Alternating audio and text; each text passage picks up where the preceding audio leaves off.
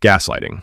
Everyone's heard of gaslighting, but not everyone knows what it is and how they are being affected by it. Let me explain. Gaslighting is when someone messes with your sense of reality. It doesn't always look dramatic. Sometimes it's quiet, subtle, like someone just gently rewriting the story over and over until you start to wonder if you're the problem. You remember something clearly, and they tell you it never happened. You try to explain how something made you feel, and they say you're being too sensitive, doing it not to disagree, but to make you question what's real. And over time, you start to believe them more than you believe yourself. That's what makes gaslighting so powerful. It doesn't come at you all at once. It's slow, one small moment at a time, one conversation, one look, one denial. And eventually, you start second-guessing everything. Your memory, your emotions, your gut. It shows up in all kinds of relationships, romantic, family, even work. And it always follows the same pattern. Confusion, doubt, silence. Because if they can make you doubt your version of reality, it gets easier to control you. So what do? You get clear. You start writing things down. You trust how something made you feel, even if someone else tries to spin it. You don't need permission to believe your own experience. The more clearly you see what's happening, the harder it is for anyone to twist it. And once you stop explaining yourself to someone who's pretending not to understand, that's when you take your power back. Love bombing. This technique is less commonly known, but just as commonly used. Love bombing feels amazing, and that's exactly the problem. It starts with intensity.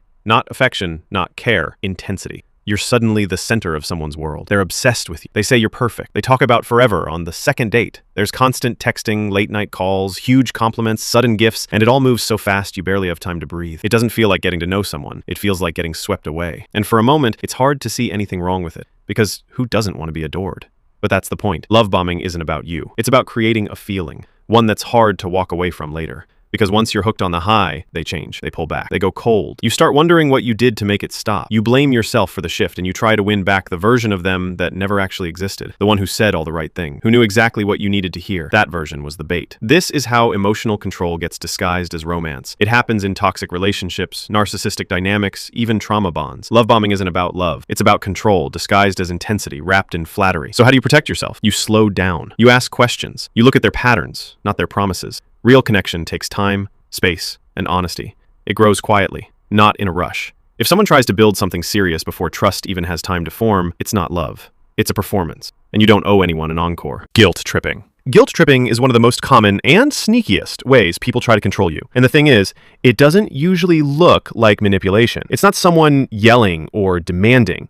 It's more like a sigh, a pause, a quiet little, well, after everything I've done for you.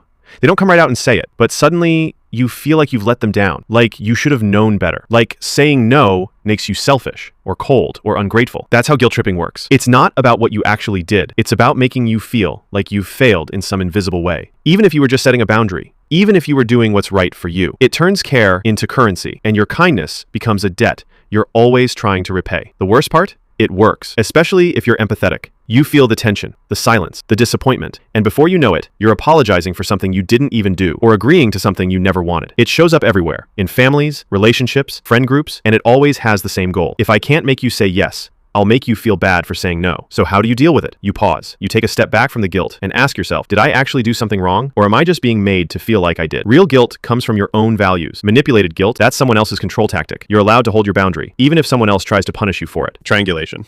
Triangulation is what happens when someone pulls a third person into a conflict instead of talking to you directly, making a sort of social triangle. It doesn't feel like an argument. It feels like a side conversation you were never invited to. Suddenly, you're hearing things like, well, Sarah agrees with me, or everyone thinks you're overreacting. That's not communication. That's strategy. Triangulation creates this dynamic where you're not just dealing with one person. You're now up against a whole invisible team. And because you're outnumbered, your voice starts to feel smaller.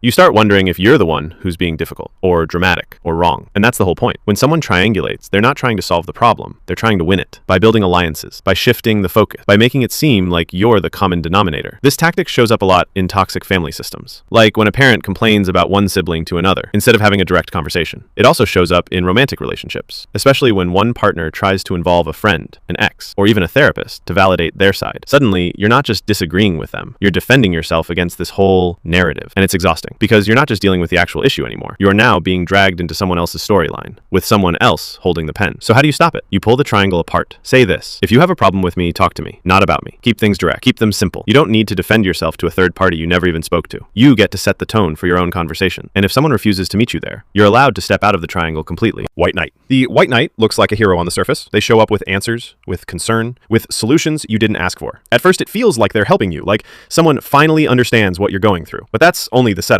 Because in toxic dynamics, the white knight doesn't just help with problems. They create the problem themselves just so they can be the one to fix it. They stir up conflict behind the scenes. They chip away at your confidence, then comfort you when you start to fall apart. They'll tell you someone's turning on you, and then offer to protect you from the fallout. They build the fire, then show up with the hose. Why? Because being the savior gives them power. And if you didn't need saving, they wouldn't have a role to play. It's subtle. You don't always see it happening because it's wrapped in care and concern. But their support comes with strings. It's not about you getting stronger. It's about you staying broken just long enough to keep them relevant. And if you start growing, if you set boundaries or solve your own problems, they might withdraw or turn cold or flip the script entirely and make you feel like you're ungrateful for everything they've done. So how do you deal with it? Start noticing the pattern. Do they step up when things fall apart, or do they quietly push things toward falling apart just so they can step in? Real support helps you rise. A white knight needs you on your knees. So take the help if it's genuine, but don't give up your power in the process. You don't need to be rescued. You just need room to stand on your own. The silent treatment. Silence can be peaceful. It can be calming, respectful, needed. But the silent treatment, that's something different. It's not a pause. It's a punishment. It's what happens when someone uses absence to control you. They don't yell. They don't explain. They just go quiet, cold, distant, unreachable. And they stay that way until you give in. The silent treatment isn't about space. It's about power. You'll find yourself replaying everything you said, wondering what you did wrong. You'll feel pressure to fix it, even though you're not sure what it is. And that uncertainty, that's what makes it work. Because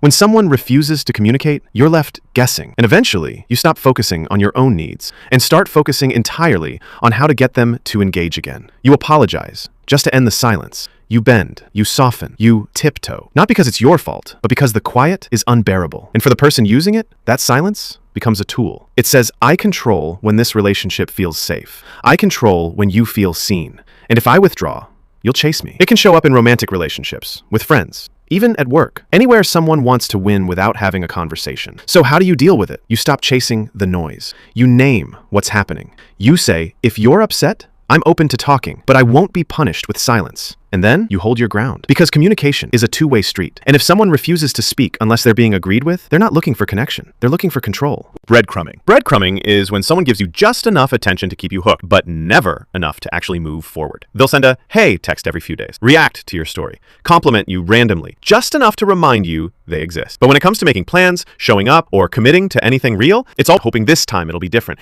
that maybe now they're finally ready to show up, but they're not. They're just dropping another crumb. The goal of breadcrumbing isn't connection, it's control. It keeps you emotionally invested while they stay unaccountable. You get stuck in a loop of anticipation and letdown. And even though you're not being treated well, it's hard to walk away because they never really end it either. They don't reject you. They just stall you. And that uncertainty keeps you hoping, waiting, checking your phone at 2 a.m. because maybe this time they'll actually follow through. Breadcrumbing can happen in dating, friendships, even professional relationships. And it's not always malicious. Sometimes people do it out of fear, insecurity, or just because they like the attention. But the result is the same. You're left in limbo while they keep all the power. So how do you deal with it? You stop chasing the trail. If someone's interest only shows up in flashes, if they always leave you guessing, you don't need to decode it. You just need to decide it's not enough. Consistency speaks louder than charm, and you deserve more than crumbs. The Darvo method. Darvo is one of the most disorienting manipulation tactics out there. And once you know what it is, you'll start seeing it everywhere. The term stands for deny, attack, and reverse victim and offender. It's a psychological sleight of hand, a way for someone to flip the entire script the moment you try to hold them accountable. Here's how it plays out. You bring up something that hurt you, calmly, respectfully, just trying to talk. Step 1, they deny it. That never happened. You're making things up, or you're being way too dramatic. Then comes step 2. They attack you. They go after your tone, your timing, your past. Suddenly, it's not about what they did. It's about how you brought it up. And then comes the flip. They make themselves the victim. You're not the one who got hurt. They are. They're being attacked. They can't do anything right. They act like your honesty is cruelty. And now you're the one who has to explain yourself. That's Darvo. It's not just emotional manipulation, it's narrative control. It turns any conversation about harm into a performance where the person being called out gets to play the hero, the martyr, or the victim. And if you're on the receiving end, it can make you feel confused, ashamed, even guilty for speaking up. You start wondering if you were too harsh, if maybe you did come off wrong. You start defending your tone instead of your truth. So how do you deal with it? First, don't take the bait. If the conversation suddenly becomes all about their pain, their suffering, their offense, pause. Return to your point. Stick to the facts. Say, I'm willing to talk about this, but not if the original issue keeps getting buried. Darvo works when it causes confusion. It fails when you stay clear, because accountability isn't an attack and truth isn't cruelty.